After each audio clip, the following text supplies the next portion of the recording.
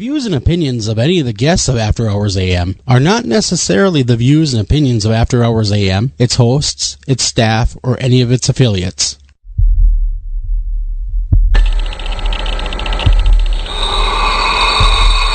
Welcome to the After Hours program.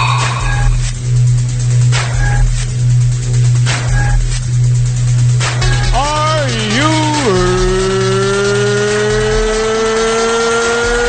ready? It's alive! It's alive! It's alive! Now broadcasting live from the After Hours AM studio, Joel Sturgis and Eric Olson. Good evening, everybody. Welcome to this edition of After Hours AM, everybody. No, I won't talk all weird.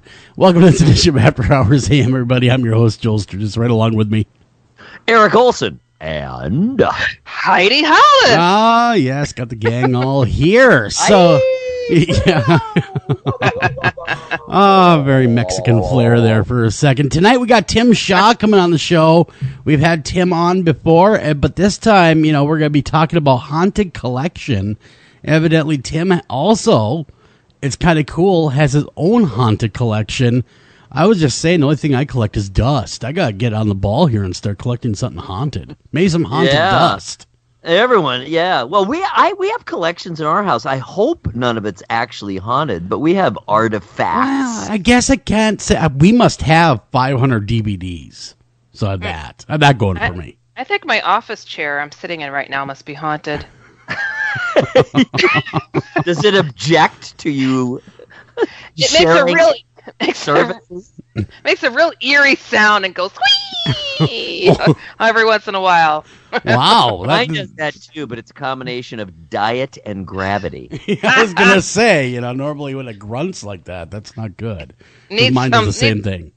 Needs that WD-40. That's what that's all it needs. That's or holy water. Remember how bad mine was a few months I ago? I do. I lubed that biatch up. I always thought it was a door. Squeak again. And then people were saying, is that Eric's knees or his joints squeaking? Hmm.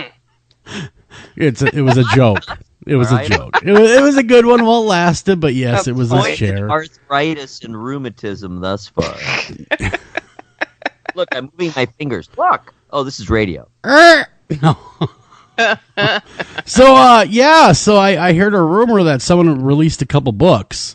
That would be I have, yes, indeed, this week I put out a book that was in the works for like 4 years called The Other F Word, How to Find Faith and Laugh at Yourself While Trying. Oh, aw, how sweet! Real self-help kind of book, right? It is because I put out, and I also put out a second book. It's just called The Pickle Finder Investigates the Other F Word. I had put that book out maybe 4 years ago, and I expected to hear from kids. And it's like I should let people know both books come with notebook lines like Diary of a Wimpy Kid type of looking. Sure. And so, it's like fun, and I'm a cartoonist that put some, things in there. And I thought it would be fun to do a book for kids to, why do I have to go to church? Why do I have to believe in anything? But it's just really kind of fun and wacky. And I expected to hear from kids, and I didn't hear from one kid. Not one child. It was all these adults going, dude, love this book. This is awesome. This is funny. I got my faith better reading this. I'm like, what? So you totally missed your demographic on that one.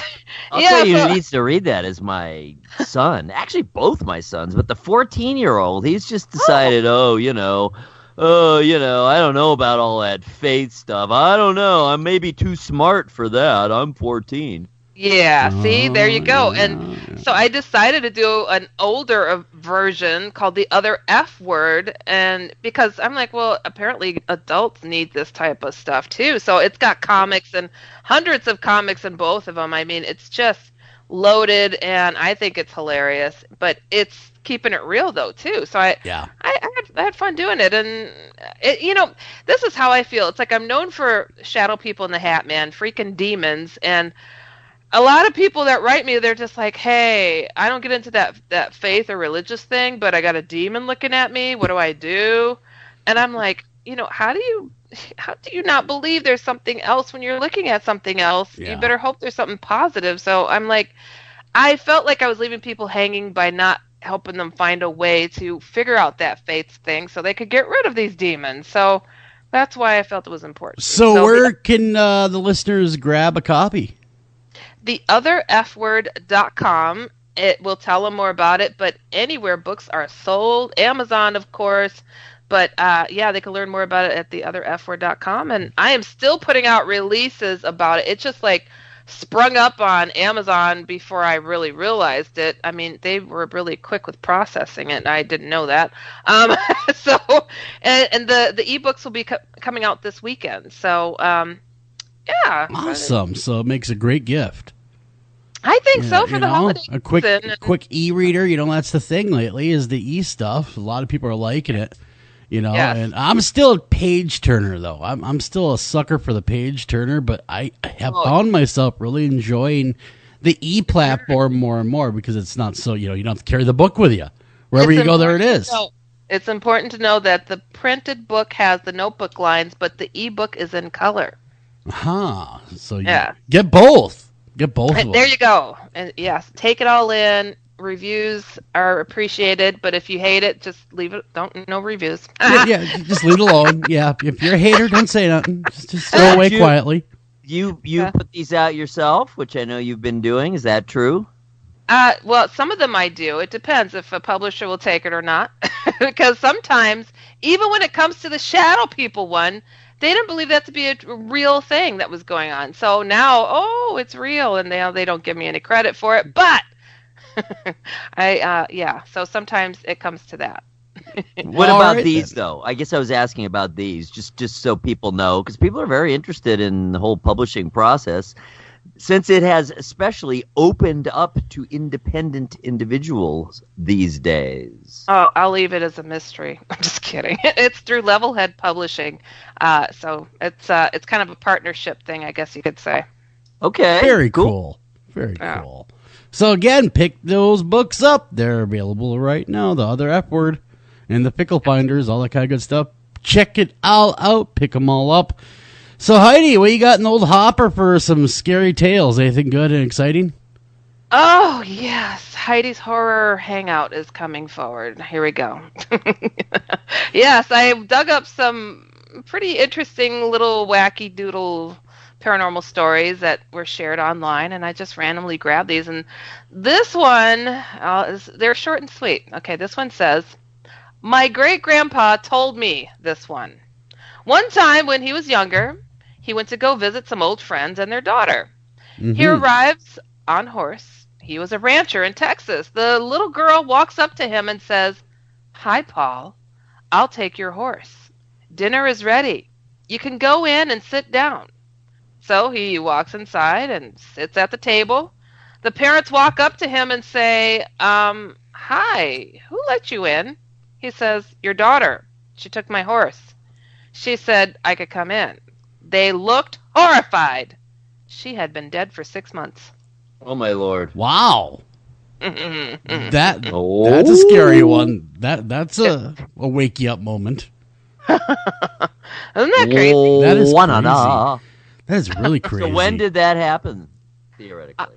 I don't know. I have no idea. This is just something randomly online that people are sharing little spooky stories. So this one was in the family. Great-grandpa said. Yeah, something one knows that kind of happened to me with that radio guy. Oh, yeah. It's a strange thing when it does happen. And then when you realize a person's dead, whoa. Yeah. It changes everything. It does. It does. That's disturbing. It is disturbing. Very disturbing. So here's another one. "I saw a fleet of UFOs once with my wife. One went right over my car while we were on the highway. It was so close that it should have been as loud as all hell. When we opened the window, we couldn't hear a thing. It had 3 purple round lights on the bottom of it, and it was triangular shaped. When we got home, I saw more.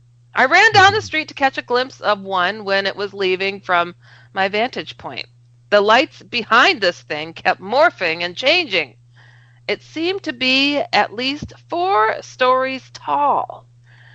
One was the strangest sight I have ever seen. I don't know why they put that, and they just say, I'll never forget it. I wouldn't either. A 4-story tall UFO coming right over your car and not making a sound. Yeah, I think I'd remember that for a while.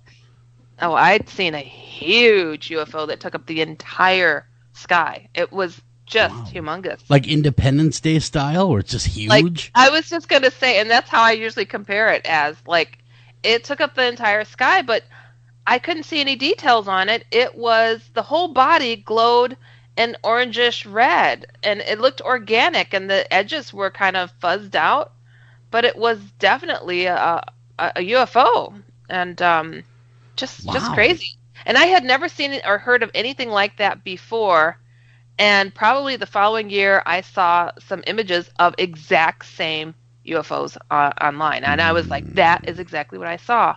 Just it was shaped like a saucer, kind of like a little dome on top, and the oblong shape to it, and then it was glowing orangish. It was really wild. So that was a classic flying saucer.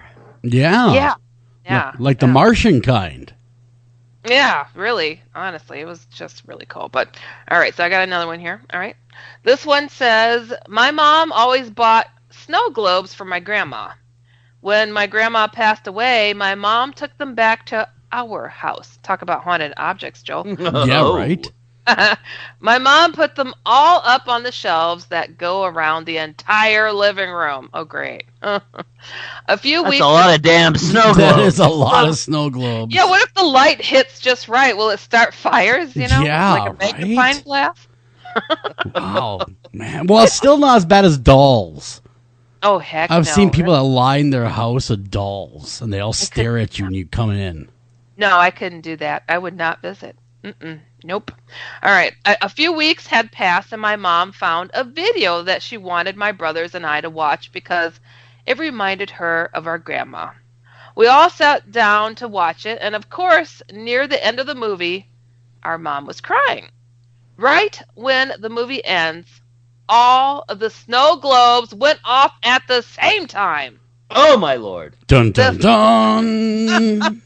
The figurines didn't move on any of them, just the music.